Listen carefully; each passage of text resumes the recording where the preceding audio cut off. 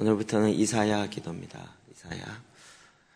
우리가 기도재단 말씀의 제사장 기도 중에서 많이 바뀐 것이 여러 군데 있었는데 그 중에 하나가 이제 또 선지자의 기도는 본문 자체를 굉장히 많이 버전 1과는 다르게 좀 바꿨습니다. 그래서 이제 대부분 처음 접하시는 강의로는 처음 접하시는 부분이 있을 텐데 워낙 이제 말씀을 많이 아니까 말씀을 충분히 이해할 수 있으리라고 봅니다. 자, 신명기 10장 12절에서 22절입니다. 안 보이시면 성경을 보시고요. 네, 같이 읽겠습니다. 신명기 10장 12절에서 22절 시작. 이스라엘아, 내 하나님 여호와께서 내게 요구하는 것이 무엇이냐? 곧 내 하나님 여호와를 경외하며 그의 모든 도를 행하고 그를 사랑하며 마음을 다하고 뜻을 다하여 내 하나님 여호와를 섬기고 내가 오늘 내 행복을 위하여 내게 명하는 여호와의 명령과 규례를 지킬 것이 아니냐. 하늘과 모든 하늘의 하늘과 땅과 그 위의 만물은 본래 내 하나님 여호와께 속한 것이로되 여호와께서 오직 내 조상들을 기뻐하시고 그들을 사랑하사 그들의 후손인 너희를 만민 중에서 택하였음이 오늘과 같으니라. 그러므로 너희는 마음을 할례를 행하고 다시는 목을 곧게 하지 말라. 너희의 하나님 여호와는 신 가운데 신이시며 주 가운데 주시요 크고 능하시며 더러우신 하나님이시라. 사람을 외모로 보지 않으시며 뇌물을 받지 아니하시며 고아와 과부를 위하여 정의를 행하시며 나그네를 사랑하여 그에게 떡과 옷을 주시나니 너희는 나그네를 사랑하라. 전에 너희도 애굽 땅에서 나그네 되었음이니라. 내 하나님 여호와를 경외하여 그를 섬기며 그에게 의지하고 그의 이름으로 맹세하라. 그는 내 찬송이시오 내 하나님이시라. 내 눈으로 본 이같이 크고 두려운 일을 너를 위하여 행하셨느니라. 애굽에 내려간 내 조상들이 겨우 70인이었으나 이제는 내 하나님 여호와께서 너를 하늘의 별같이 많게 하셨느니라. 아멘.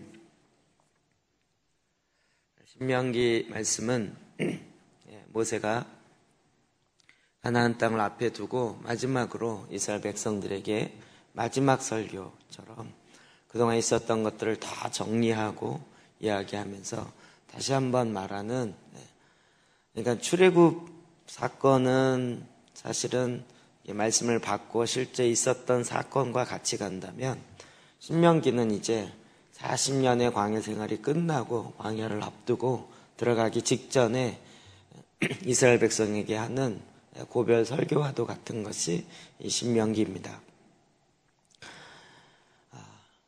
하나님께서 그래서 이 신명기가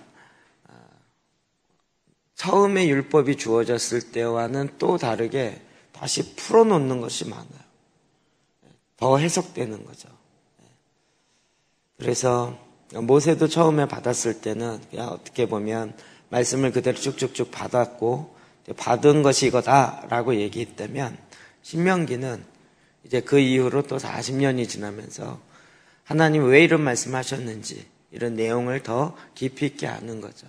그래서 거기에 붙는 부언 설명들이 좀 많이 있습니다. 자, 신명기 10장 12절, 13절 다시 한번 봅시다. 시작. 이스라엘아, 내 하나님 여호와께서 내게 요구하는 것이 무엇이냐? 곧 내 하나님 여호와를 경외하시는 도를 행하고 그 사랑하여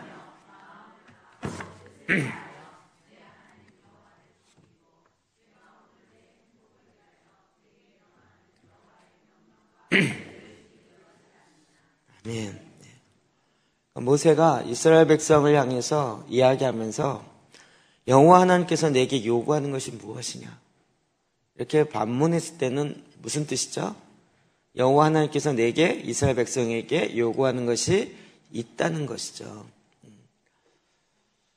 이스라엘 백성을 구원하고 하나님께서 이스라엘 백성 가운데 요구하는 것이 있다고요. 그러면 이스라엘 백성에게만 있을까요? 우리를 구원하시고 우리에게 요구하시는 것이 무엇이냐? 이렇게 묻겠죠. 우리가 성경을 이제 계속 보니까 말씀 속에서 뭘 요구하는지를 좀 알겠죠. 정말 성경에 있는 내용이 예수천당 불신지옥이 맞긴 한데 그거는 처음과 끝만 탁탁 얘기하고 중간에 있는 수많은 이야기는 싹 뺀 거죠. 그냥 한두 개 뺀 게 아니라 그 사이에 있는 수많은 얘기는 싹 뺀 거죠. 처음과 끝만 알면 다 안다 이렇게 생각하는데 큰 착각이죠. 하나님께서 왜 우리를 택하시고 불렀는지 하나님이 이 땅에 있는 우리에게 요구하시는 것이 있다는 것이죠. 예수 믿고 이 땅에 있다가 빨리 하나님 나라 가는 게 목적이 아니라는 것을 정확하게 우리는 말씀을 통해서 알 수 있어요. 근데 바로 그렇게 묻고 바로 대답합니다. 곧 내 하나님 여호와를 경외하며 그의 모든 도를 행하고 그를 사랑하며 마음을 다하고 뜻을 다하여 내 하나님 여호와를 섬기고. 하나님은 뭘 원하시는지를 정확하게 제일 첫 번째 무엇이에요? 하나님을 사랑하는 거죠. 그 앞부분에 신명기 우리 쉐마 기도에 나타난 것처럼 6장 5절이요. 시작. 너는 마음을 다하고 뜻을 다하고 힘을 다하여 내 하나님 여호와를 사랑하라. 아멘. 하나님께서 왜 하나님을 사랑하라고 이렇게 자꾸 이야기할까요? 하나님이 외로워서요? 하나님이 사랑에 굶주려서요? 어찌 보면 하나님은 인간 없이도 성부, 성자, 성령 하나님, 삼위 하나님으로 서로 사랑과 존경과 하나 되어짐이 풍성하신 분이죠.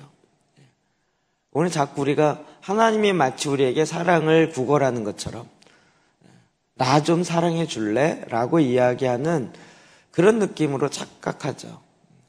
그러나 그것이 아니라 우리가 이 땅에서 택함 받으며 이 땅에서 살아갈 가장 중요한 첫 번째 목적이며 첫 번째 이유이고 가장 중요한 방법, 바로 이것이 하나님을 사랑하라는 거예요. 그렇게 만들어져 있고 또 그렇게 될 때만이 내가 나를 알고 이 땅에서 어떻게 살아가는지를 알 수 있기 때문에 그런 거죠. 여러분, 하나님을 사랑하라는 것은 우리에겐 너무나도 놀라운 특권이고 축복입니다. 또 약간 소극적으로 얘기하면 인간은 이렇게 하나님을 사랑하도록 만들어 놨는데 하나님을 사랑하지 않으니까 뭔가 다른 그것을 사랑하려고 하는 거죠. 하나님을 사랑해야지만 채워지는 이 내 영혼의 마음이 있는데 그것에 다른 것을 채우기 시작한다는 거예요. 하나님을 버리고 생수의 근원 되신 하나님을 버리니까 그래 그것은 하나님만이 채울 수 있는데 하나님을 사랑하지 않으니까 그 빈 마음에 세상의 것을 사랑하려고 자꾸 채우기 시작합니다.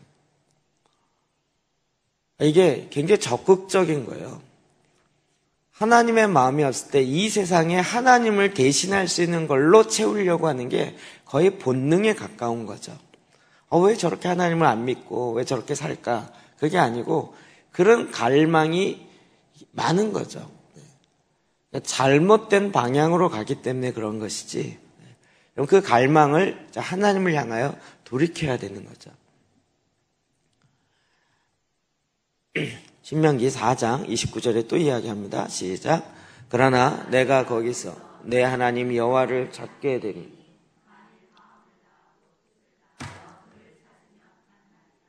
아멘.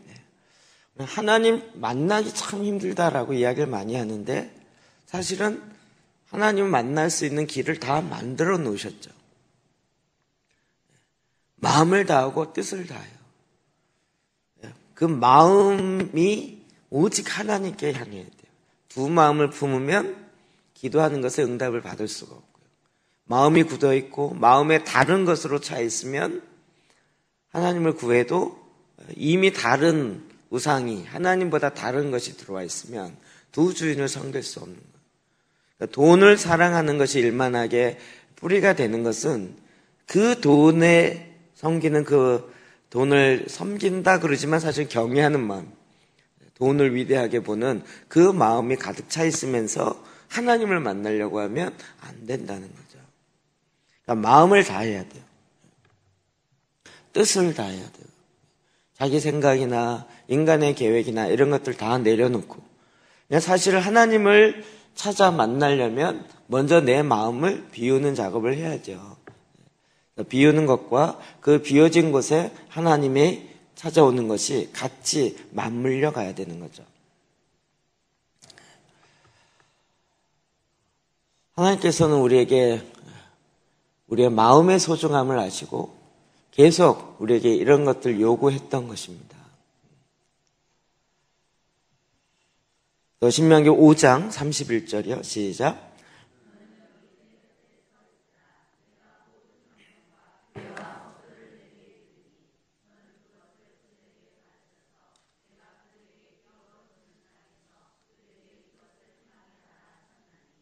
아멘. 위에 보시면 13절에 내가 오늘 내 행복을 위하여 내게 명하는 여호와의 명령과 규례를 지킬 것이 아니냐. 내 행복을 위하여가 신명기에게 삽입되어 있죠. 전에 그 출애굽기나 레위기에 보면 계속 명령과 규례는 이러하니라. 그래서 막 읽으면 막 이렇게 몸이 쪼여오는 것 같죠. 뭐 이렇게 규례가 많아, 규칙이 많아. 이게 나를 이렇게 쪼여오게 만들고 막 잘못 행하면 막 난리 날 것 같고 이런 것처럼 느껴지죠. 근데 그것에 대한 해석을 모세가 딱 붙이는 거예요. 오늘 누구 행복이요? 내 행복을 위하여. 내 행복을 위하여. 부모가 자녀들에게 계속 주의사항 주죠. 이런 건 먹지 마라, 이런 건 만지지 마라, 더럽다. 왜 그래요? 내 행복을 위하여. 그 마음은 그거라는 거 충분히 이해되시죠? 이런 건 먹지 마라, 부정한 건 먹지 마라. 그걸 네가 먹으면 소화해낼 수가 없단다. 제발 좀 먹지 마라. 이게 명령과 규례가 우리가 하나님의 명령을 마음에 두길 싫어하니까 그게 막 옥죄 오는 것처럼 되지만 실제로 보면 우리가 뭘 해야 될지를 좀 가르쳐달라는 거죠. 명령해달라고 이렇게 요구하는 게 참 많아요. 뭘 해야 될지 모르니까 뭘 해야 될지를 알려주세요 라는 거죠. 그래서 알려주는 거예요. 알려주면 또 규례요. 그래서 이렇게 성경도 이렇게 읽어야 됩니다. 어떻게 해야 우리가 주님을 만나고 믿음이 클 수 있을까요? 성경을 10장씩 읽고 말씀으로 기도하시고 이러면 그 규례는 나를 너무 힘들게 만듭니다. 알려달래서 알려주면 힘들다고 그러고 그래서 또 얘기 안 하면 어떻게 해야 될지 모르겠다 그러고 뭐 어떻게 해야 되는 거예요? 어떻게 해야 될지 모르는 건 제가 더 모르겠는 거죠. 중요한 건 마음이죠. 마음. 내 행복을 위하여 명령과 규례를 둔 거죠. 이게 모든 명령과 규례는 하나님께서 우리의 행복을 위한 거예요. 예를 들어서 하나님이 그 명령과 규례를 안 지키면 내가 죽여버리겠어. 이런 악한 마음을 갖고 누가 내 명령대로 해야 하나 이렇게 쫙 째려보고 있다가 조금 벗어나면 이 딱 죽이고 막 이를 무슨 손에 갈고 삼지창 같은 거 하나 갖고 있고 이런 하나님이시겠냐고요. 그건 저기 불교의 그쪽 계통에 있는 그림이잖아요. 하나님은 그런 하나님이 아닌 거죠. 내 행복을 위하여 내가 너에게 주는 이 땅에 가나안 땅에 들어가거든 하나님께서 명하시는 것이 있는데 그 명령이 바로 이러한 명령과 규례와 법도를 지키라는 거죠. 왜 그렇게 굳이 막 따져가냐 복잡하게. 그렇게 알려줬는데도 가나안 땅의 우상을 섬기고 자기 자식을 불 가운데로 지나가게 하고 우상이나 맨날 가나안으로 바알 섬기고 아세라 섬기고 이랬던 이스라엘 백성이잖아요. 하나님께서 우리에게 요구하시는 것이 있어요. 예수 믿으면 그냥 얼싸구나 좋구나 여기서 끝나는 것이 아니라 우리가 이 땅에서 어떻게 살아야 되는지에 대한 구체적인 요구사항이 있다는 거죠. 그러나 그것은 나를 속죄해오는 것이 아니라 내가 어떻게 살지를 정확하게 알려주는 그 지침이라는 거죠. 자, 우리를 이렇게 택하신 이유가 있다. 14절, 15절입니다. 시작. 하늘과 모든 하늘.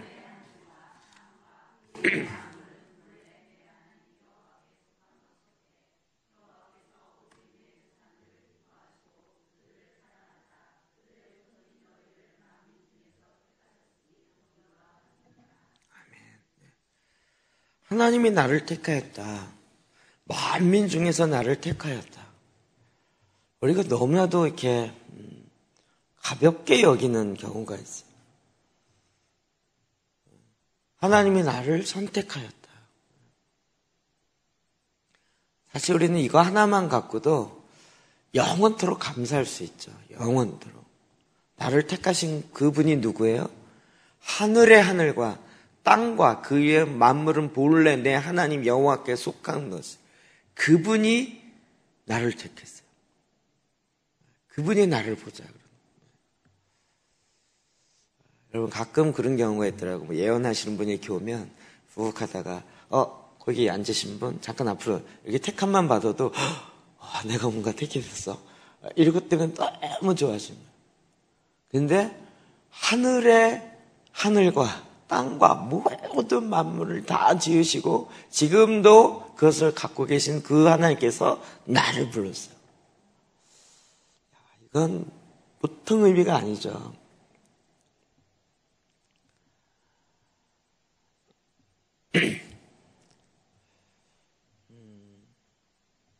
모세가 출애굽하면서 나오면서 아말렉과의 전쟁, 그 다음에 모압, 암몬 이렇게 지나가면서 보면 사실 여러 부족이 있잖아요. 가나안에도 7 족속이 있고 이스라엘 백성이 특별해서 택함 받은 것이 아니라는 것을 너무나도 잘 알겠죠. 저와 여러분도 마찬가지겠죠. 어느덧 우리가 잊어버렸더라고요. 대한민국이 마지막 때에 택함을 받은 이유는 뭘까요? 어느덧 우리도 그냥 우리가 잘 살게 하려고, 우리가 편안하게 하려고, 단지 그것만일까요? 마지막 때 요즘에 아예 대놓고 얘기하더라고요. 제사장 국가라고. 이번에 누구죠? 기자, 김성욱 기자도 그렇고, 이번 금요일 날 올 박성업 선교사도 아마도 제가 생각하니 그 얘기를 하지 않을까 싶은데, 우리 대한민국의 건국 재헌국회 자체가 제사장 국가로의 선택이라는 거예요. 헌법에 아예. 그래서 하나님과 언약 맺은 나라로 시작을 했다는 거예요. 그 일이 이승만 대통령 했다 이렇게 얘기하는데, 이렇게 얘기만 하면 구구라더니 난리를 치는데, 반대로 헌법이 만들어진 첫 번째 사건을 우리가 제대로 아는 게 백성이지 모르는 게 백성인가요? 하여튼 요즘 말만 하면 뭐라 그러니까 정말 이승만 대통령에 대해서 다시 한번 처음부터 끝까지를 다시 한번 연구해 볼 필요가 있다니까요. 여러분이 이호 목사 유튜브에서 쳐보시면 그분이 8개인가 이승만 대통령에서 강의한 게 있어요. 한번 쭉 들어보세요. 우리나라 건국되었을 때 그냥 팩트만 갖고 이야기한 거예요. 그럼 물론 말년에는 귀가 어두워지고 주변에 있는 사람들에 의해서 정말 하야를 할 수밖에 없는 그 상황 가운데 있었지만, 그러나 원래 의도 자체는 그게 아니잖아요. 여러분, 마지막에 그 모습 하나만 갖고 전체를 평가할 수는 없는 거죠. 우리나라를 택한 이유는 우리가 뭔가 머리가 좋아서가 아니고, 무슨 지하자원이 많아서가 아니고, 석유가 나와서가 아니고, 하나님께서 대한민국을 택하신 이유가 있지 않겠냐. 하나님의 이유. 정권을 잡으신 대통령의 이유가 아니라 원래 하나님이 택하신 그 이유. 나도 그렇고 한 개인도 그렇고 국가도 그렇고요. 이스라엘 백성도 보면 택함 받을 이유가 없죠. 하나님 뭐라 그래요? 워낙 조금하기 때문에. 워낙 어리기 때문에. 7장 6절에 또 이렇게 얘기하고 있습니다. 시작. 너는 여호와 내 하나님의 성민이라. 내 하나님 여호와께서 지상 만민 중에서 너를 자기 기업의 백성으로 택하셨나니. 아멘. 하나님이 애굽을 택할 수도 있었다는 거예요. 하나님이 얼마든지 여러 민족들 다 하나님께서 얼마든지 택할 수 있는, 창조주 하나님 그걸 택하지 못하겠냐고요. 굳이 이스라엘을 택했어요. 하나님께서 그것을 통해서 주고자 하는 메시지가 있는 거죠. 가장 연약하고 가장 부족한 자를 통하여서 하나님의 일하심이 그 가운데 드러내려고. 그래서 그 연약한 백성을 굳이 택하여서 나의 백성이다, 내 백성이다 라고 만드셨다는 거죠.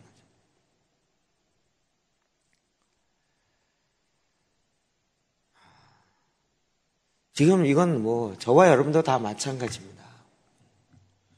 저희가 지금 어느 정도 편하게 살고 어느 정도 누리면서 산다고 이제는 하나님께서 나를 택하신 이유 자체를 놓쳐버리면, 잊어버리면 안 되는 거죠. 신명기 10장 22절이요. 시작. 애굽에 내려간 내 조상들이 겨우 70인이었어. 이제는 내 하나님 여호와께서 너를 하늘의 별같이 많게 하셨느니. 아멘. 진짜 하나님의 기가 막힌 역사예요. 그때 내가 적어 놓은 건데 70명이 내려갔어요. 430년 만에 몇 명이 됐어요? 200만 명가량. 적게 봐서 그래요. 카운트했을 때 전쟁에 나갈 만한 자가 60만이었거든요. 남자만 60만이었으니까 애들 20세 미만까지 치고, 그리고 여자 1명까지 했을 때 200만인 거예요. 근데 여자 1명 갖고 안 되잖아요. 많게는 300에서 400만까지 보거든요.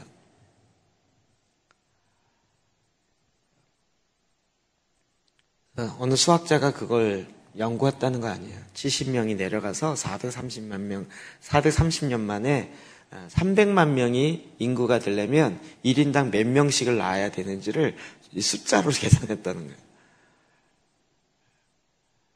이게 정말 쌍둥이에 4란성, 5란성씩 낳아야 이게 숫자가 채워진다라는 거예요. 하나님 그걸 기가 막히게 정말 하늘의 별처럼 그렇게 만드셨죠. 왜요? 언약 때문에. 하나님이 그렇게 하시겠다고 약속하셨기 때문에.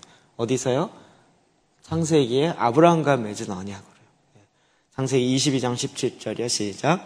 내가 내게 큰 복을 주고 내 씨가 크게 번성하여 하늘의 별과 같고 바다의 모래와 같게 하리니 내 씨가 그 대적의 성문을 차지하리. 아멘. 그러면 대적의 성문을 취한다. 이건 너무나도 중요한 개념입니다. 대적의 문을 취하라. 영적 전쟁 하시면 제일 중요하게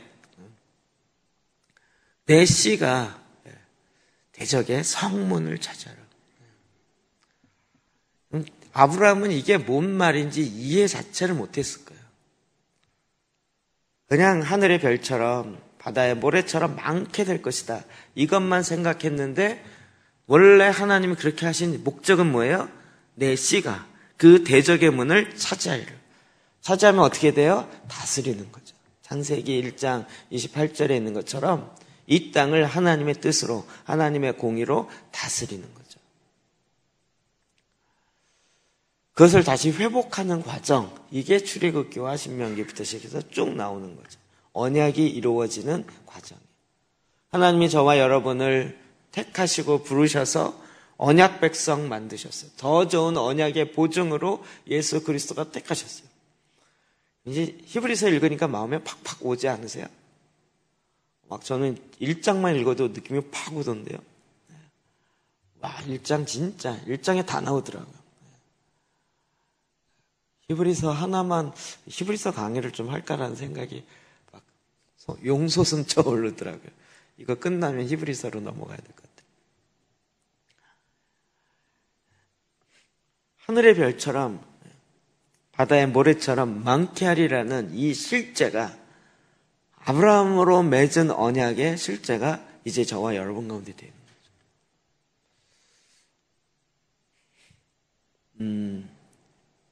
우리가 지금 500년이 지났다 그랬잖아요.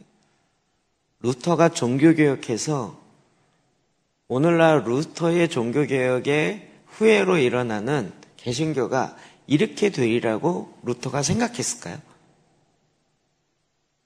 상상 못했겠죠. 이렇게 됐잖아요. 하나님이 정말 만들었잖아요. 그것도 500년이잖아요. 지금 모세와 아브라함은 적어도 500년이라고 그랬죠. 앞으로 500년 전에 물론 주님이 오시겠지만 우리가 이렇게 시작했는데, 이렇게 시작해서 같은 패턴으로 가야 되니까 500년 후가 되면 어떻게 될까요? 50년만 봐도 하늘의 별처럼 바다의 모래처럼 어떻게 된다고요? 기도재단 하시는 분이 하늘의 별처럼 바다의 모래처럼 많게 될 거라고요. 지금 얘기하면 뭔 소리야 이러면서 이럴지 모르지만 이 언약 다 우리랑 해당되는 거잖아요. 이게 육의 자녀가 되는 경우도 있지만, 그런 실제로 루터를 통해서 이루어지는 걸 보면 아는 거죠. 더 빨리 진행되겠죠. 더 빨리. 그때야 무슨 인터넷이 있었습니까? 방송국이 있었습니까? 뭐가 있었습니까? 지금은 뭐 순식간에 퍼져갈 수 있는 거죠. 그래서 어떻게 해요? 하나님이 원래 갖고 계셨던 창세기 1장 모든 땅을 다스려라, 생육하고 번성하라, 이게 완성돼야 된다니까요. 하나님이 인간을 만들었는데 그 목적이 이루어져야죠. 이루어져야죠. 안 이루어지면 하나님이 실패한 거죠. 우리는 그 믿음으로 계속 나가야 됩니다. 하나님이 나를 만민 중에 택한 이유는 하나님께 있어요. 내게 있지 않고. 이거 말씀을 통해 계속 찾는 거죠. 자, 그래서 16절 시작. 그러므로 너희는 마음의 할례를 행하고 다시는 목을 곧게 하지 말고. 하나님의 뜻을 정했다. 그러면 우리는 그냥 자동으로 돼 이렇게 생각하는 숙명론이 한국은 너무 많아요. 한국은 예정론과 숙명론을 잘 구분을 못해요. 숙명론이란 인간의 의지와 상관없이 그냥 그렇게 간대. 인생은 그렇게 간다는 거예요. 그렇게 정해져 있다는 거예요. 그런데 주님이 우리를 예정하셨다는 것은 결과론이라고 그랬죠. 우리가 그 일을 이루도록 이 땅에서 계속 그 목적에 맞게 살아가야 되는 책임이 있다고요. 그러므로 우리는 어떻게 해야 돼요? 첫 번째, 마음의 할례를 행하고. 할례에 대해서 아브라함부터 시작해서 쭉 내려와요. 근데 모세가 이걸 신약에 바울이 얘기하는 게 아니고 모세가 얘기하는 거예요. 모세가. 마음의 할례를 행해야 된다. 다시는 목을 곧게 하지 말라. 마음의 할례 어디서 나오죠? 아브라함과 언약 맺을 때 나오는 얘기잖아요. 창세기 17장 10절 시작. 너희 중 남자는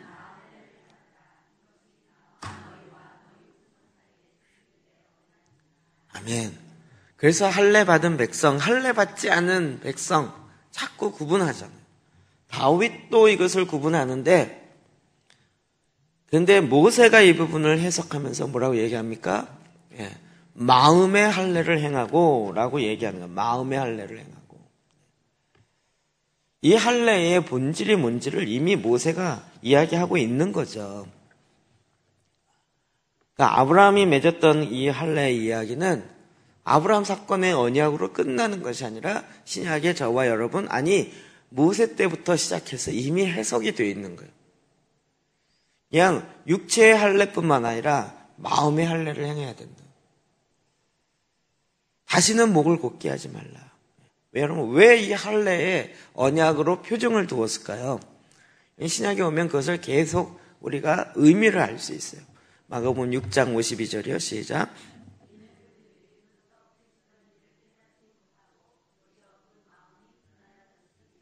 아멘. 마음의 할례를 행하지 않으니까 어떻게 돼요? 마음이 둔해져 있어요. 그러니까 지금 하나님이 행하는 게 뭔지 마음이 굳어 있으니까, 마음이 둔하니까 알지를 못해요. 그러니까 마음의 할례를 행하는 것은 해도 되고 안 해도 되고가 아니고, 하나님의 백성은 그 마음의 할례를 반드시 행해야 되는 거예요. 굳어 있는 마음, 둔한 마음, 그걸 그냥 두고 나는 원래 둔해, 나는 성격이 둔해, 안 그런 거예요. 그건 잘라야 되는 거예요. 마가복음 10장 5절은 이렇게 얘기해요. 예수께서 그들에게 이르시되 너희 마음이 완악함으로 말미암아 이 명령을 기록하였거니와. 마음이 완악했기 때문에 이 명령을 기록했다. 모세의 율법, 계명들이 다 왜냐? 너희들이 가나안 땅 들어가면 너희 마음이 굳어지고 완악해지라는 것을 주님이 알기 때문에 그 계명을 계속 두었다는 거예요. 마음의 완악함, 마음의 둔함 같이 가는 거죠.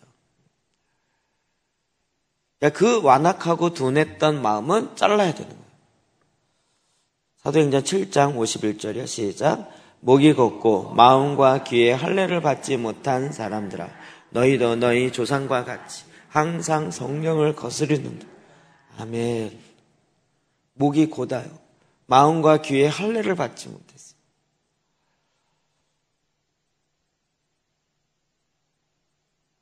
유대인들이, 이스라엘이 출애굽해서 가나안에 들어가면서 그랬잖아요.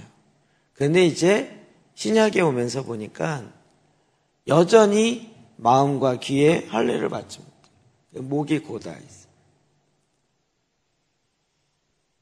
이스라엘 구약의 조상들이 행했던 것과 같이 이제 신약의 성도들도 마음이 굳고 마음과 귀에 할례를 받지 못하니까 결국은 성령이 일하시면 몰라요. 그래서 계속 거스르는 거죠. 이게 정말 안타까운 것은 오늘날 한국교회 성도 중에서 이걸 너무나 많이 본다는 거예요. 너무 많이 본다.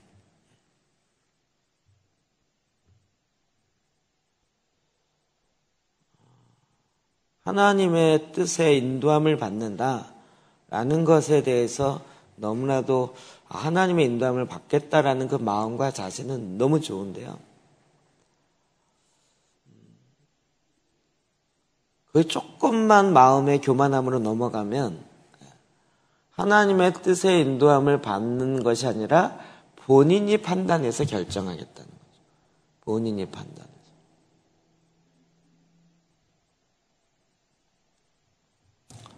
이게 요즘 제 고민이라 주일날 워낙 이제 저희가 하도 외부에서 많이 오시니까 목사님 설교를 들어보고 2달, 3달 들어보고 본인이 판단해서 결정하겠다는. 물론 좋죠. 좋다고 생각해요. 근데 제가 하는 말이 주로 새로운 얘기인데 뭘 근거로 판단을 하실까? 이게 이제 약간 그 판단의 기준은 과연 뭘까? 이 생각이 좀 들더라고요. 본인이 이제 성경에 근거해서 저 목사님이 말씀에 근거해서 제대로 설교를 하는지 안 하는지를 내가 말씀에 근거해서 판단하려. 그 생각하니까 되게 무섭더라고요. 이분들이 다 신학자요. 그럴 것 같으면 본인이 목회하지 이 생각이 들 정도로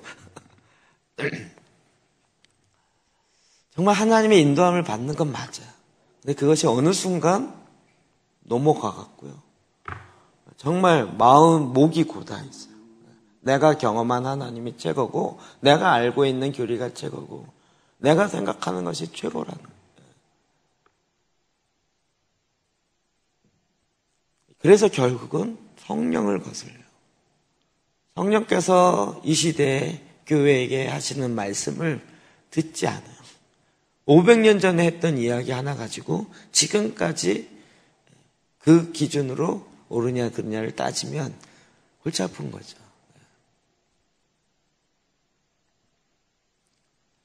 내가 계속 그 얘기를 많이 했어요. 저도 얘기를 들으면서 그렇구나 생각이 들어요.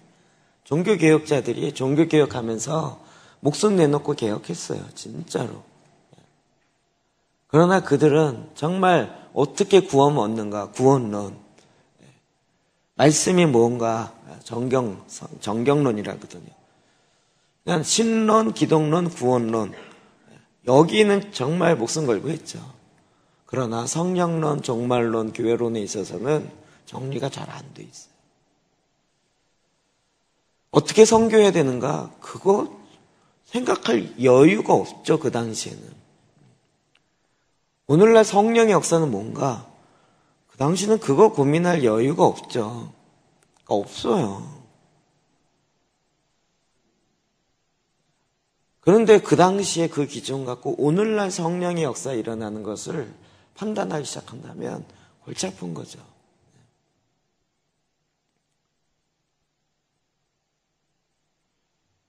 오늘날에도 희한하게 너무나도 믿음의 초보를 가지고 그 히브리서 읽으면 그거 느끼지 않아요? 믿음의 초보를 버리고 이제는 그런데 가만히 보니까 믿음의 초보가 우리가 계속 공부했던 거예요. 그래, 이거 알아야 돼라고 했던 것들이 다 초보예요. 이제는 믿음의 초보를 버리고 하나님께 더 깊이 있게 나가야 되는데 그 초보에 머물러 갖고 그 기초에 그것만 근거해서 이게 전부라고 생각하는 히브리서 너무 좋은 것 같아요. 그 초보를 가지고 목이 고다 있고 마음과 귀에 할례받지 못해서 일어나는 사건들이 지금도 여전히 일어나는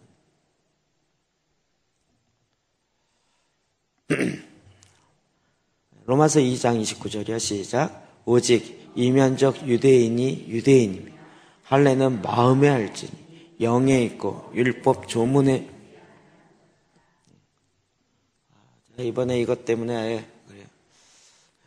유대인이 누가 유대인이라고요?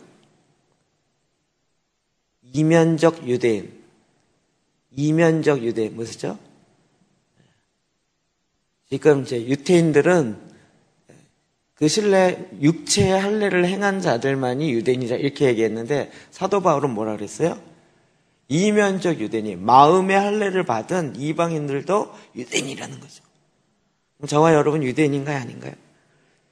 네, 이제 이렇게 하자고요.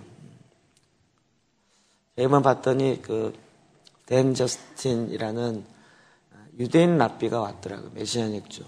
그래서 메시지를 했어요. 그분이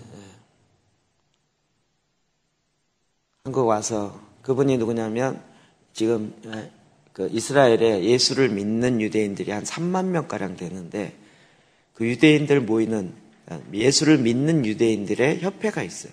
연합 모임. 거기에 회장인 거예요. 댄 저스틴.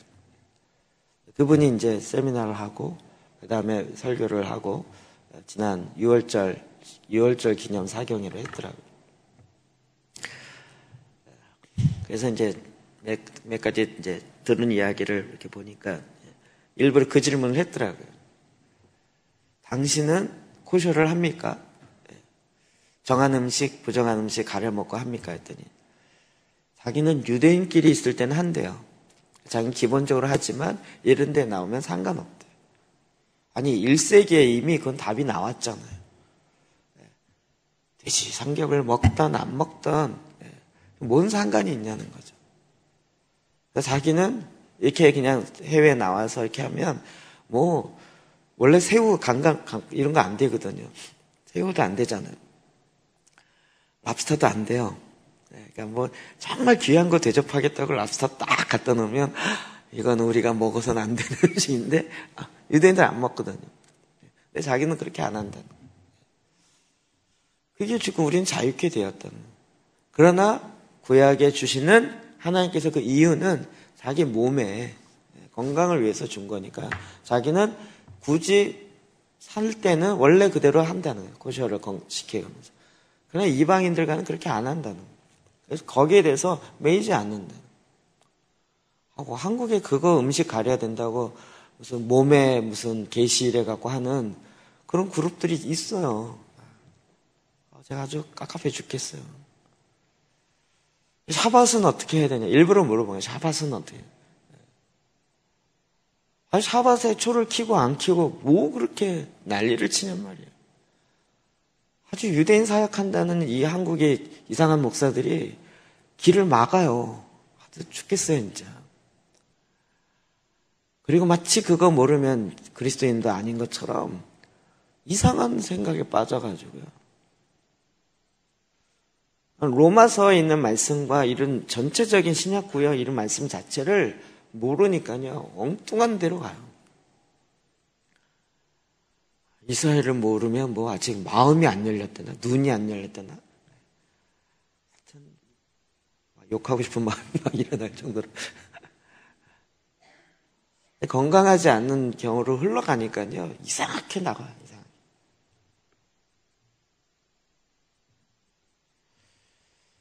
그럼 계속 우리가 성령과 관련된 하나님 우리에게 주신 거죠. 예수께서 36장 26절에 시작.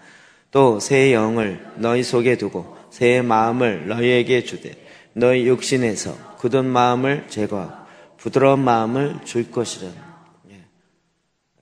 육신에서 굳은 마음 뭐예요? 할례받지 않은 마음, 이걸 제거한다고요. 하나님의 성령이 우리 가운데 27절에도 또 내 영을 너희 속에 두어 너희로 내 율례를 행하게 하리니 너희가 내 규례를 지켜 행할지라. 하나님의 규례와 율례를 어떻게 지킬 수 있어요? 하나님의 영이 임하여서 영의 인도함을 받으면 성령께서 그것을 지키게 하는 거죠. 율법이 폐지된 게 아니라 율법주의가 폐지된 것이고 율법을 온전케 하죠. 어떻게 온전케 해요? 어떻게 지킬 수 있어요? 영의 인도함을 받으면. 이제는 이게 너무 기초죠. 이제는 기본을 아시겠죠. 막 생각의 패턴이 너무 이원론적으로 가 있으니까 이거 아니면 이거예요. 극단인 거예요. 이제 여러분이 말씀을 자꾸 들으면 이제 균형이 뭔지를 아시겠죠.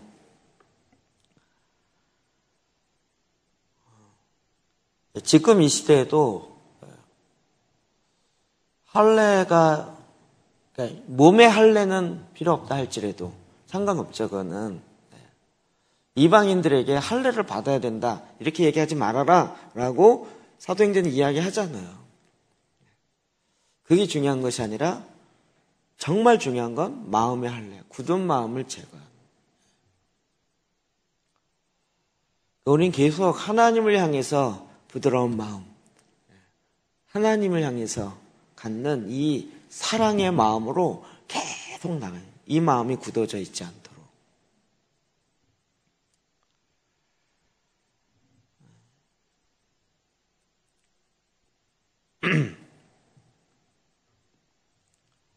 정말 우리에겐 이것이 끊임없이 필요로 하는 것 같아요. 끊임없이. 우리가 예수 믿고 하나님이 나를 택하셔서 나를 하나님의 성민 삼으셔서 거룩한 백성 삼으셔서 나를 이 땅에 택하셨다. 여기서 끝나면 안 되는 거죠. 그러므로 어떻게 해야 돼요? 이 땅에서 우리는 하나님의 백성으로 살아내야 되는 거죠. 그 살아내려면 어떻게 해야 돼요? 마음에 모세도 첫 번째 있어요. 모세가 첫 번째 얘기했어요. 모세가 저 뒤에 사도 바울이 얘기한 게 아니고 한창 뒤에 무슨 다윗이나 이때 얘기한 게 아니고 모세도 이 얘기를 하면서 마음에 할례를 행하라는 거예요. 그래서 목을 곧게 하지 말라라고 처음부터 그 이 본질의 문제를 정확하게 얘기한 거죠.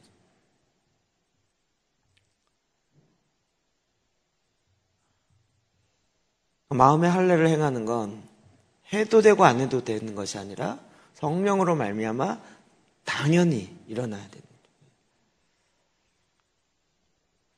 그래서 예수 그리스도를 더 깊이 생각해요. 깊이 생각하면 어떻게 돼요? 또 생각만 하면 곤란해요. 이거 참 말할 때마다 이걸 설명해야 되니? 생각만 하고 아무것도 행하지 않고 가만히 있으면 이것도 아닌 거죠. 예수 그리스도 깊이 생각했더니 내 마음이 온유한 마음이 돼요. 내 마음이 겸손한 마음이에요. 겸손한 마음 되고 이러고 있으면 곤란한 거죠. 겸손한 마음이 돼서 이 땅에서 그대로 살아내야 되는 거죠. 얼마나 우리는 이게 한쪽을 얘기하면 이원론적 사고로 가면 골치 아프니까 4개를 다 설명해야 돼요. 자, 그렇게 해서 부드러운 마음이 되면 곧바로 어떻게 행해야 되는지 실천 사항이 딱 나와요. 18, 19절 시작. 고아와 과부를 위하여 정의를 행하시 나그네를 사랑을 그에게 떡과 옷을 주시나니 너희는 나그네를 사랑해 전에 너희도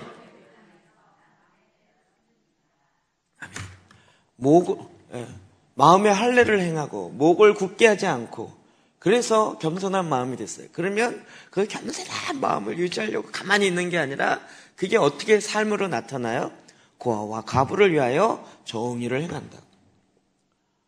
고아와 과부를 그냥 불쌍히 여겨야 된다라는 생각을 갖고 있고 이게 옳다라고 주장하는 그게 아니고 그것을 행한다고요. 실제적으로 삶. 그래서 그 시대에 고아와 과부, 계획 정말 그런 자를 얼마나 돌보는가가 하나님이 그 사회를 평가하는 기준이 된다. 이렇게 얘기한 거죠. 하나님의 정의가 이루어지고 있냐는. 그냥 정의 따로 하나님의 구원 따로 이렇게 가면 골치 아픈 거예요. 이것도 하나인 거죠. 정의는 맨날 운동고대 기장 측 기독교 장로의 기독교 기감 기성 또 뭐 기침 이렇게 있어요. 기독교 침례 기침이에요. 기침. 예장 예감 예성 예침 이렇게. 기독교와 그리스도교와 예수교를 나눠놓고 우리는 영원 구원, 이쪽은 사회 구원 이렇게 되어지는 게 아니라고 82년대 로잔대회부터 계속 이야기했는데도 한국은 지금도 그것을 갖고 또 논쟁을 해요. 아니 이미 세계 학자들이 모여서 그게 아니었구나라고 다 얘기해서 이미 선언문도 나오고 어떻게 행할 것인가를 그래서 영원 구원과 사회 구원은 같이 가야 된다라고 계속 얘기가 나오고 있는데 로잔 대회 얘기는 정말 이 개신교의 지금 새로운 밑바탕이 되고 있는 거예요. 사회 정의와 영혼을 구원하는 같이 가야 된다.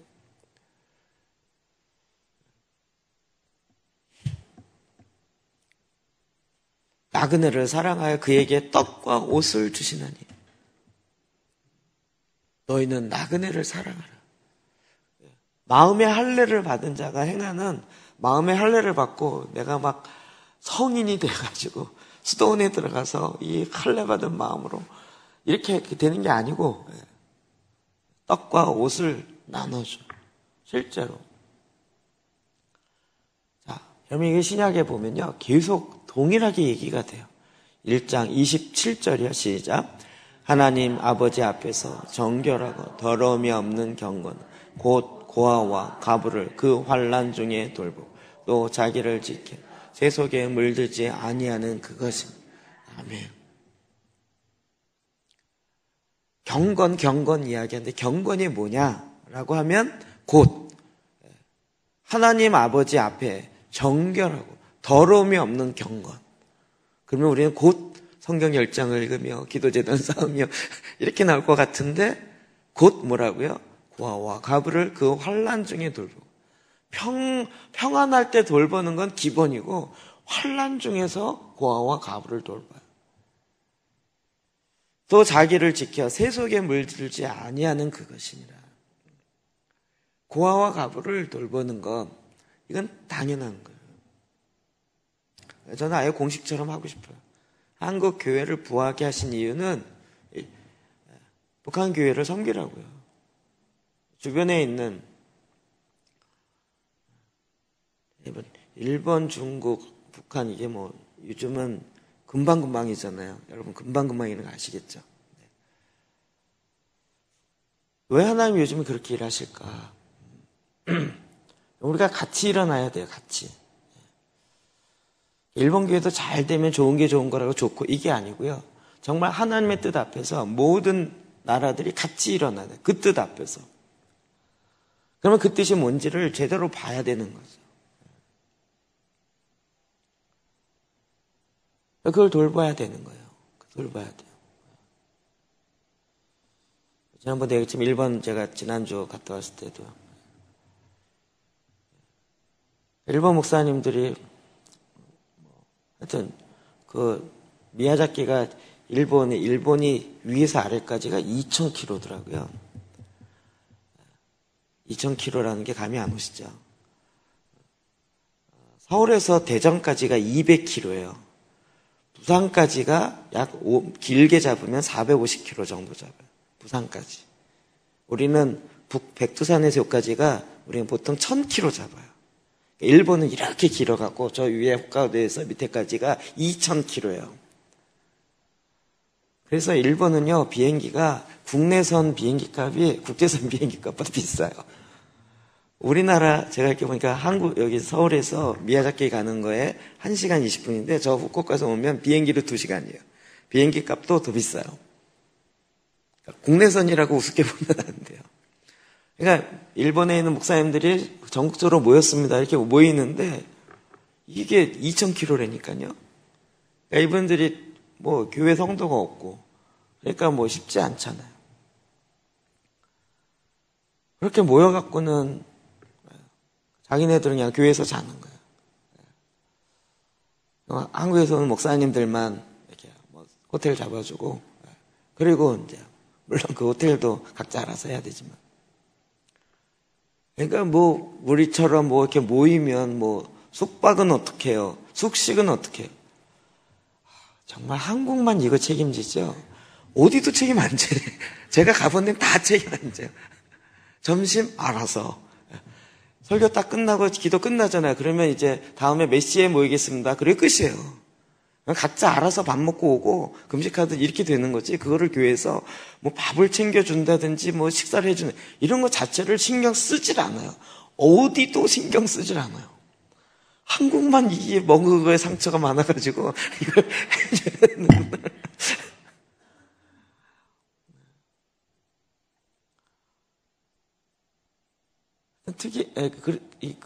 그런 거예요. 그렇죠. 중국 그렇죠.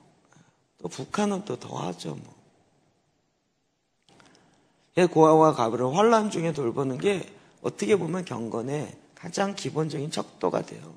척도가 돼요. 마태복음 25장 38절, 39 뺏고 40절 시작. 어느 때 나그네 되신 것을 보고 영접하였으니 헐벗은 것을 보고 옷 입혔나이까.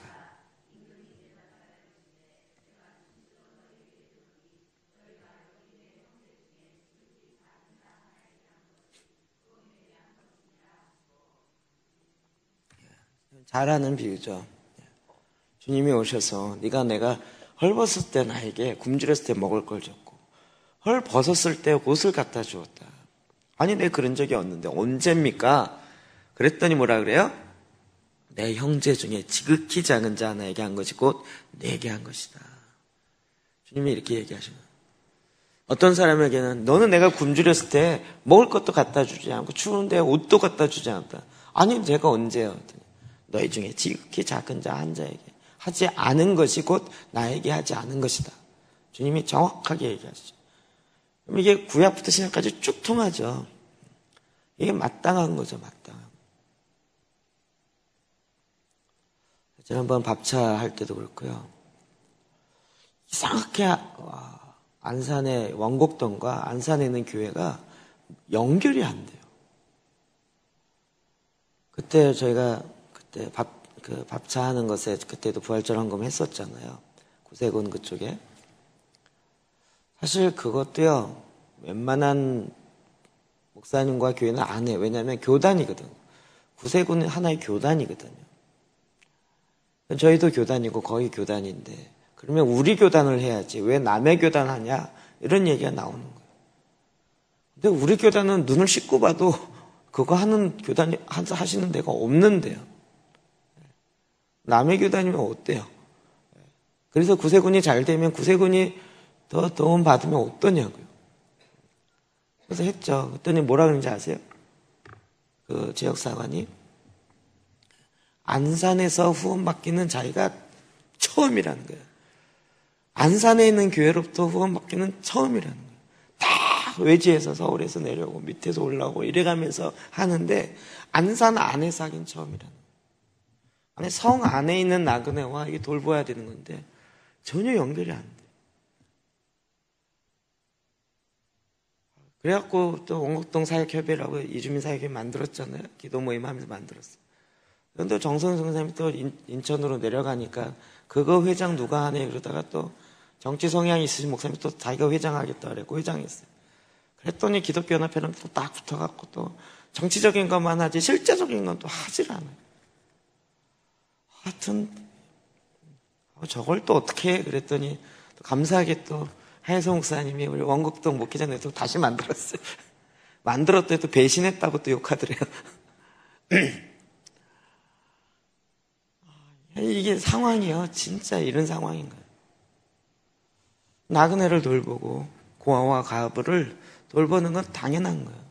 마땅히 해야 될 거예요. 이걸 좀 어떻게 연결할 수 없을까? 연결할 수 없을까?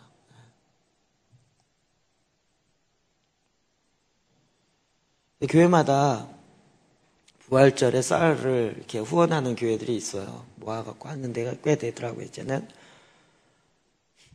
대부분 그걸 어디 갖다 주냐면, 주민자치센터를 줘요. 대부분. 그래서 그거 이제 사진 찍고 이렇게 하고 하는데, 물론 이제, 여러 가지 문제도 있지만, 소년소녀 가정은 나라에서 이미 거의 다 커버가 되고 있고요. 사각지대에 있는 홀부모, 할머니 밑에 자라는 그런 아이들은 지원이 안 되기 때문에 거기 돌본다고 하지만 그건 동사무소에서 손이 안 가요. 갈 수가 없어요. 여기 있는 소년소녀 가장 돌보기도 한 명이 다 해야 되는데 그걸 커버도 안 되는 거죠. 그냥 교회가 해야 되는데 그걸 또 이제 사진 찍어야 되니까 동사무소 갖다 줘야 돼요.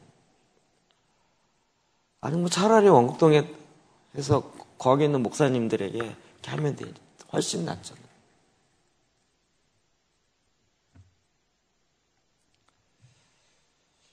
그러면 이게 정말 부드러운 마음이 되었을 때 구체적인 행동이 따라가요. 실제적으로. 디모데전서 3장 2절이요. 시작. 그러므로 감독은 책망할 것이 없으며 한 아내의 남편이 되며 절제하며 신중하며 단정하며 나그네를 대접하며 가르치기를 잘하라. 아멘. 그럼 교회의 직분자를 뽑을 때요. 나그네를 대접하며가 반드시 들어가요. 나그네를 대접하며. 이게 경건이고 이게 구약부터 쭉 내려오는 하나님께서 마땅히 행할 거예요. 교회 봉사를 잘하면 이렇게 가지 않고 나그네를 대접하는 고아와 과부를 돌보는 일들이. 이게 우리는 그 윤리 따로 구원 따로 이렇게 노니까 예수를 믿음으로 생명을 얻어서 영원히 구원 얻고 구원 얻은 자들이 그 다음에 이런 거 해도 되고 안 해도 구원받고 이렇게 얘기돼 버리니까 실제적인 삶의 문제에 있어서는 정말 고소리 손과 같이 오그라들어 있는 경우가 많은 거죠. 제가 이번에 부활절 헌금 하면서 보니까 부활절 헌금에 나온 게 한 1980 정도였잖아요. 근데 추가로 더 이렇게 한 것도 있고 그래서 대충 2,000 보고요. 외부계 성도가 1,000 좀 넘게 했고요. 그리고 또 이렇게 해서 한 5,000 정도 이번에 갔어요. 저희가 1,000 넘어본 적이 없어요. 500도 안 되다가 작년에 500 좀 넘었고 이번에 1,000 넘으면 다행이다 싶었는데 처음에 제가 집사님한테 물어봤어요. 총액이 얼마예요? 그랬더니 보내주세요. 그랬더니 보내줬어요. 액수를 카톡으로. 제가 읽었어요. 198만 원이요? 너무 작은데? 198만 너무 작은데? 이렇게 다시 근데 이렇게 지켰지? 근데 설마 1980이겠어? 설마 아니겠지? 198을 계속 198로 읽었어요. 그래서 다시 이렇게 봤더니 1980인 거예요. 진짜인가? 보통 이렇게 2배 뛰면 그런데 이 2배도 아니고 3배 이상 되니까요. 이상한데. 계속 확인한 거예요.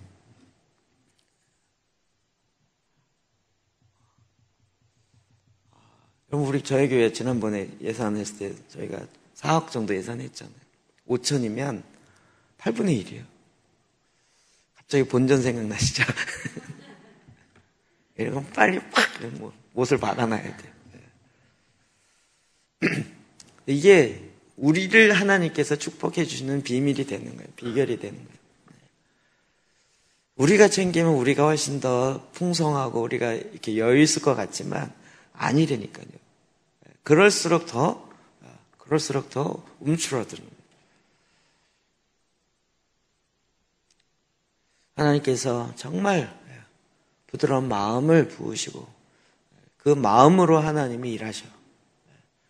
그러면 정말 더 풍성해질수록 하나님이 더 통로로 쓰신다 그러죠. 더 큰 통로로. 이스라엘 백성이 이거 지금 예수를 안 믿는 이스라엘도 이거 행한다니까요. 지금 그래서 어디 뭐 전쟁 나고 이러면요. 이번에 TK의 모임에 또 후배 하나가 왔는데 안식년이라고 터키를 갔다 왔대요. 그래서 성지순례 갔다 왔더니 그랬더니 아니고요. 터키 쪽에 난민 사역하는 단체를 열흘인가 갔다 왔더라고요. 난민 사역 해야 된다고 저를 20년 만에 만났더니 난민 사역 해야 된다고 30분 얘기하는 거 있죠. TK나 해 이러면서 거기에 막 난민 사역이요. 그러니까 난민으로 다 도망오면서 이제 그리스, 터키 이쪽으로 가거든요. 글로 오는 사람 다 시리아 이쪽이잖아요. 다 이슬람 국가예요. 거기서 IS에서 막 힘들게 어렵게 하다가 오는데 그래갖고 유럽으로 가잖아요. 물론 그거를 신분을 위장해갖고 가는 이슬람 그런 간첩 같은 사람도 있지만 대부분이요. 거기 가서 예수를 믿어요. 거기에서 놀라운 기적과 막 이런 일이 너무 많이 일어나요. 사도행전 저리 가라는 거예요. 얘가 이런 걸 경험하고 왔고 막 이거 지금 해야 된다고 우리가 가서 해야 된다고. 난민 사역 지금 누가 제일 많이 해요? 이스라엘이 제일 많이 해요. 국가적으로 해요. 국가적으로. NGO 차원에서 하는 게 아니라 국가적 차원에서 한다. 이건 좀 국가적 차원에서 우리도 해야 되지 않을까요? 거기에 뭐 쌀 주면 좋죠. 쌀을 어떻게 갖다 주냐고요. 쌀 주는 게 중요한 게 아니라 이 쌀을 가지고 가는 게 쌀값의 10배는 더 들어요. 그렇지 않겠어요? 그건 국가적 차원에서 비행기가 떠야 되고 군이 돌봐줘야 되고 국가적 차원의 지원이 되어야 그게 되지.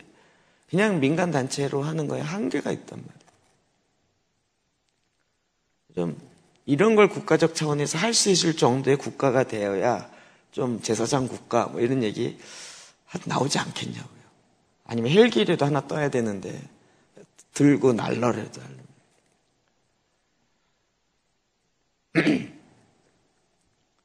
정말 구약만 믿고 있는 이스라엘도요. 지금도 이걸 행하고 있다니까. 저와 여러분이 정말 하나님 앞에 하나님의 나라를 하나님의 정의를 이루십시오. 주님이 오시면 얘는 내가 알아.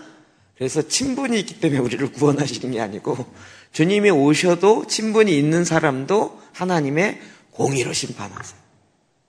저와 여러분이 저 회복의 동산교회 다녔어. 그래? 내가 너 알아. 봐줄게. 이러지 않으신다니까요. 그래? 그러면 더 알겠네. 그러면 하나님의 기준은 공의의 기준을 그 공의가 알기 때문에 깎아 내려오거나 이러지 않는단 말이에요.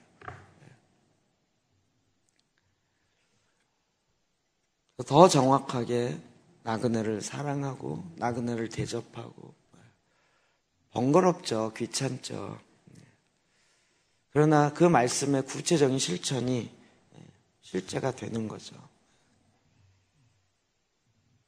이번에 희한하게요. 명성교회에서 바베큐 파티를 하고 싶다고 해서 왔는데 제가 해주고 싶어가지고 근데 토요일날 해피 우리 해주려고 그랬어요.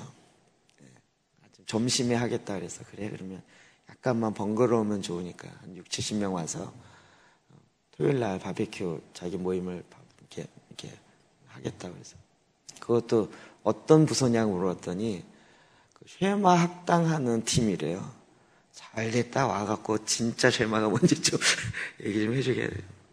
그래도 걔네들 자기네가 또 시간을 바꿨어요. 저녁으로.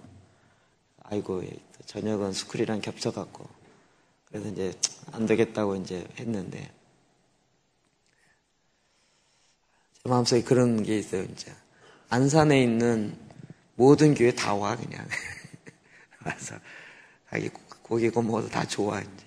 그런데 와서 하되 이제 정말 말씀으로 하는 기도가 뭔지를 실제 경험하고 하면 더 좋지 않겠어요?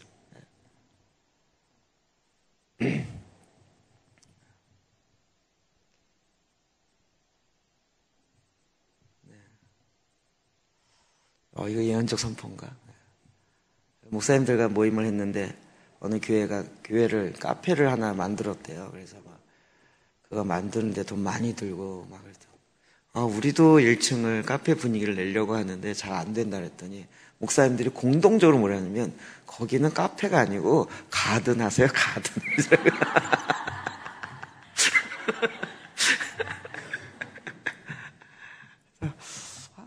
그것도 괜찮겠다는 생각이 듭니다.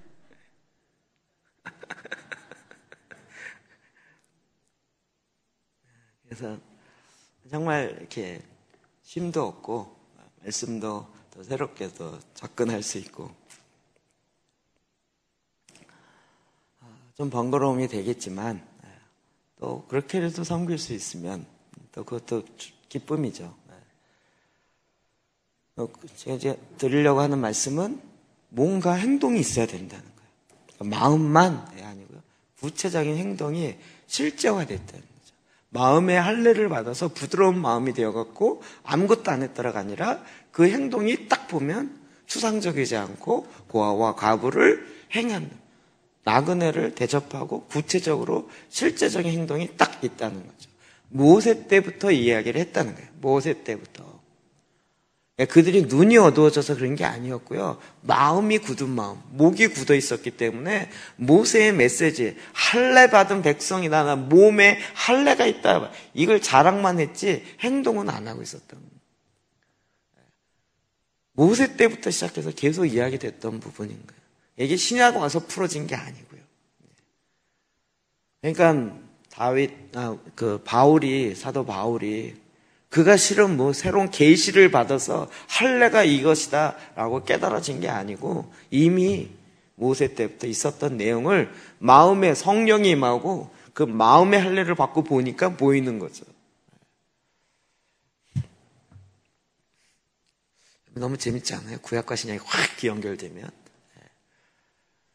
이게 이제 계시적 성경 보기라는 건데 계속 이제 구약과 신약을 연결해서 이렇게 보는 거예요. 그러니까 선지자의 이야기들이 결국 딱 선지자들이 중간이에요. 모세가 이렇게 얘기한 것이 우리 선지자 시대에 이래야 되지 않느냐라고 보는데 우리는 구약을 다 통으로 봐버리니까 같은 시대라 그러는데 아니거든요. 이게 벌써 500년, 1000년 시대에 있는 선지자들의 메시지가. 그러면 그로부터 2000년 뒤에 있는 우리는요, 이 선지자의 메시지를 보면서 모세의 메시지를 더 재해석되는 걸 또 보는 거죠. 선지자들에서 재해석되는 걸 우리는 또 보는 거예요. 얼마나 편해요. 원본도 보고 해석된 것도 보고 이러면서 더 정확한 하나님의 마음이 뭔지를 아는 거죠. 여러분 모세를 통하여 하나님께서 요구하시는 것이 뭔지 이제 정확하게 금방 아시겠죠. 하나님을 사랑하는 것, 그 다음에 그러므로 마음에 할례를 받아서 하나님의 정의를 이 땅에 행하는 건데 그 정의는 정의란 무엇인가 어려운 게 아니라 고아와 과부, 나그네를 돌보는 거예요. 정확합니다. 구약부터 신약까지 지속적으로 있었던 것입니다. 이것을 모세를 통해 이미 우리에게 이야기 주고 있는 것입니다. 여호와께서 요구하시는 것. 여호와께서 요구하는 것. 그래서 유대인들이 아이들을 어렸을 때부터 구제하는 걸 훈련하잖아요.